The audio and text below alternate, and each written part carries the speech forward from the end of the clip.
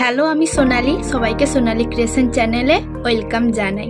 আজ আমি দেখাবো পোর্ট্রেটে কিভাবে হেয়ার করবে, মানে হেয়ার কিভাবে করবে, হেয়ার করতে কি কি লাগে। দেখো, আমি আগে থেকে একটা পোর্ট্রেট এঁকে রেখেছি অলরেডি। এই যে চুলটা আমি আজ তোমাদেরকে করে দেখাবো। এটা করতে আমার যা যা লাগবে ওটা তোমাদের সঙ্গে শেয়ার করছি। লাগবে আমার একটা সফট ইরেজার, আর লাগবে একটি হোয়াইট জেল পেন, আর নিচ্ছি আমি একটা চারকোলের যে ওই চকের মতন যেটা হয় ওটা, আর নিচ্ছি 10B পেন্সিল। ওটা যে কোনো কোম্পানির হতে পারে, তোমরা যেটা খুশি ইউজ করতে পারো, শুধু 10B হলেই হবে। তোমরা স্কিপ না করে পুরোটা দেখতে থাকো, দিলেই পুরোটা বুঝতে পারবে তোমরা আমি কেমনভাবে করছি।